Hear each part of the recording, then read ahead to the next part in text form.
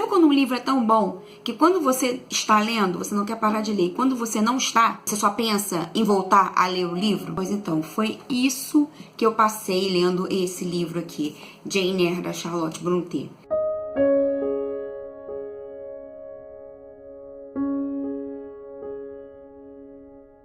Que livro maravilhoso, gente. Eu tô apaixonada por essa história.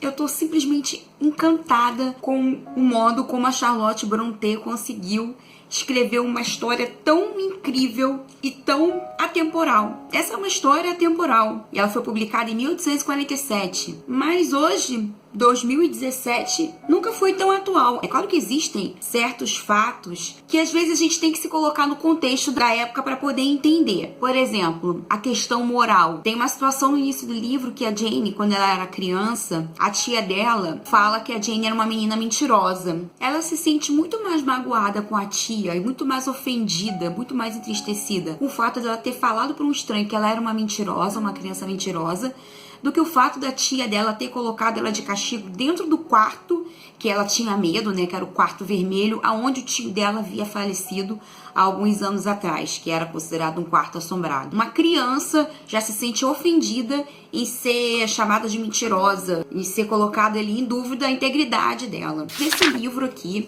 publicado pela Martine Claret, tem um prefácio maravilhoso de 1847, escrito por ela. E se eu já admirava essa mulher pela história que ela criou, depois de ler esse prefácio, então, não tem como não me apaixonar pela Charlotte Brontë e por tudo que ela representou como mulher, né? Esse livro, ele é um manifesto feminista da época, graças a mulheres como ela, né, que nós conseguimos alguns direitos básicos como mulheres, né? E ela fala coisas assim tão incríveis, gente. Olha só, tem uma parte que ela diz assim: refiro-me a alguns poucos acovardados ou queixosos que têm dúvidas sobre as intenções de livros como Jane Eyre. Aos olhos de quem aquilo que é incomum é errado, cujos ouvidos detectam em cada protesto contra o fanatismo, o pai do crime, um insulto à religião, à regente de Deus na terra, eu sugeriria a tais céticos algumas distinções óbvias. Lembrar-lhes certas verdades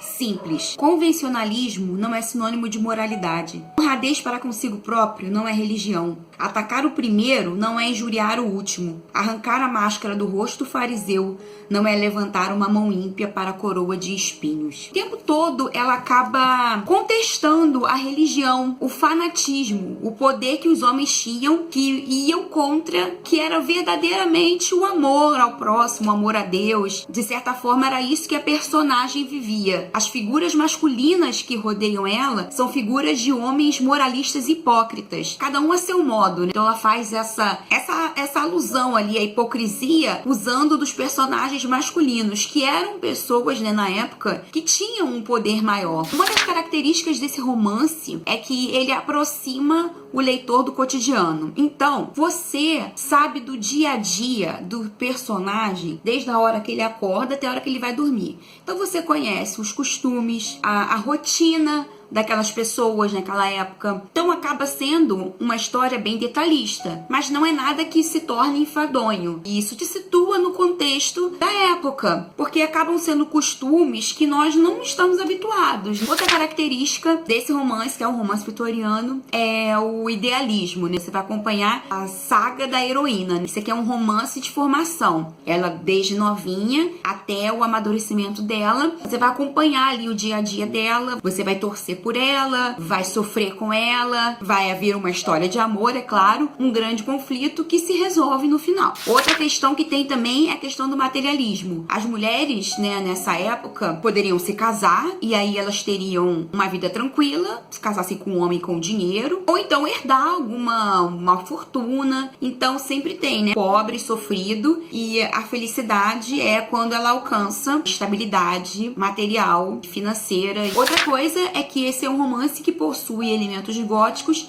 e alguns elementos sobrenaturais. Porém, esses elementos sobrenaturais são explicados depois. Só tem uma situação sobrenatural que acontece no final, que ela é realmente sobrenatural e ela não tem nenhuma explicação racional para o que acontece. Quem leu sabe o que eu tô falando. Então vamos à história. A Jane, ela é órfã, o pai morreu, a mãe morreu, ela é criada pelo tio, o tio que era irmão da mãe, tinha um grande carinho por essa irmã. Então esse mesmo carinho que ele tinha pela irmã, ele transfere pra Jane Eyre, mas ele morre. A mulher dele que cuide dela, ela jura no leito de morte que ela iria cuidar da Jane, mas isso não faz com que ela tenha nenhum tipo de carinho por ela. Na verdade, ao contrário, ela tinha muita raiva, muito ciúme por conta desse amor do irmão pela irmã e se transferiu pra sobrinha. Ela achava até que ele não tinha esse amor todo pelos filhos, que aqueles filhos eram ruins pra Jane. Então é aquela coisa meio de Cinderela, né? Apanha daquele menino que é bem maior do que ela, que é o primo dela. Cansada disso, ela avança, bate nele, fica presa nesse quarto vermelho, que é o quarto que ela tinha medo de ficar. E o que acontece é que ela passa mal, desmaia, e aí ela, conversando com o pároco ali da região, sugere, né, que ela preferia ir para uma escola, estudar em algum lugar para ficar longe daquela casa.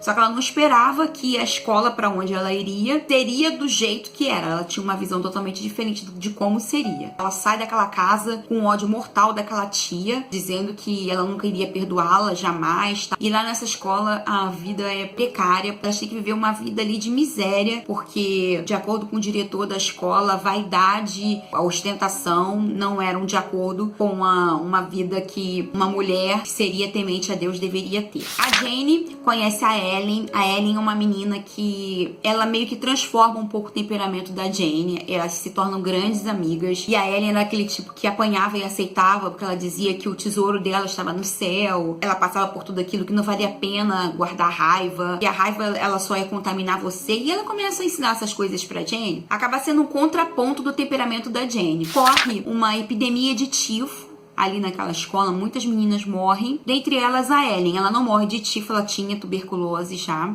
Mais uma perda ali na vida da Jane, que tinha a Ellen como uma irmã. Ela cresce ali naquela escola, depois quando ela se forma, ela começa a trabalhar como professora, e ela fica ali durante um tempo. Quando ela tem 18 anos, cansada daquela vida sempre no mesmo lugar, ela coloca um anúncio, e esse anúncio é respondido para que ela vá trabalhar como preceptora em uma casa, dando aula para uma menina que foi adotada pelo dono desse casarão, até que um dia ela ia entregar uma carta na cidade e ela encontra com um homem vindo a cavalo, tal. Ele leva um susto, cai do cavalo e ele é um homem duro, grosseiro, começa a dizer que ela tá fazendo ali, que ela que derrubou o cavalo, ela enfeitiçou o cavalo dele e tal. Ela ainda não sabia. Quando ela volta, ela descobre que ele era o seu patrão, o senhor Rochester. E eles começam a ter conversas ali muito interessantes. Ele subestimava a Jane, mas de repente ele começa a perceber que ela era muito mais inteligente do que ele imaginava. E apesar dela ser inteligente, ela era uma mulher que guardava uma pureza de coração. Ali ele começa a se interessar por ela. E ela não sabe dos sentimentos dele, ele não sabe dos sentimentos dela. Ele começa a tentar colocar ciúmes nela. Só que você vai acompanhando tudo isso como se fosse uma novela, porque existem vários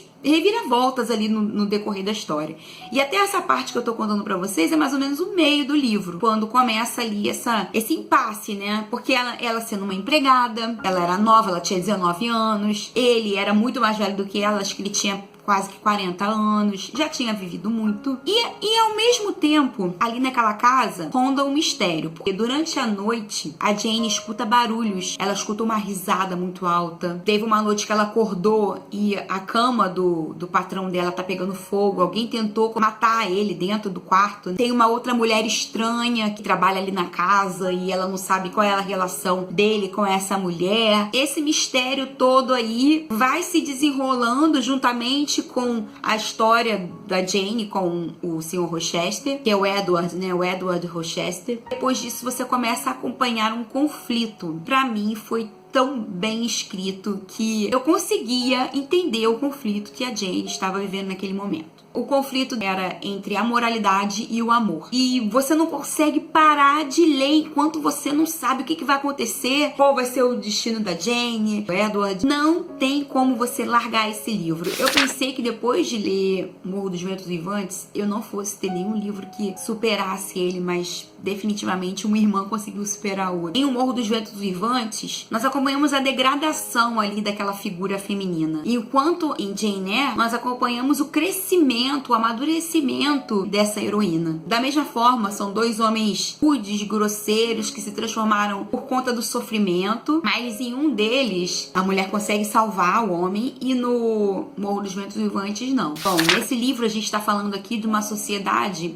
hipócrita e moralista. Se já é difícil ser mulher nos dias de hoje, imagine nessa época. Os conflitos dos quais a protagonista passa, talvez para alguém que valeu hoje esse livro, pense assim: ai gente, mas que bobeira, ela poderia ter optado por isso e isso acabou. Mas não, gente. São princípios que regiam a vida das mulheres nessa época, que seriam decisivas. Ela tem a vida dela regida pelos seus princípios, né? Não pela religião, mas sim pelos princípios. Só você sendo muito corajosa para você optar por uma coisa e não por outra. Não posso falar porque é spoiler. Eu assisti a 2 adaptações cinematográficas. Vou deixar a capa do filme aqui pra vocês verem. Tem na Netflix. E assisti o de 97 que tem disponível aqui no YouTube. Eu gostei dos dois. Achei que parece que uns têm pontos positivos que o outro não tem. Por exemplo, eu achei que o conflito moral vivido pela Jane foi muito bem abordado no filme mais recente. Ela que viveu Madame Bovary. Quem leu Madame Bovary sabe que o temperamento dela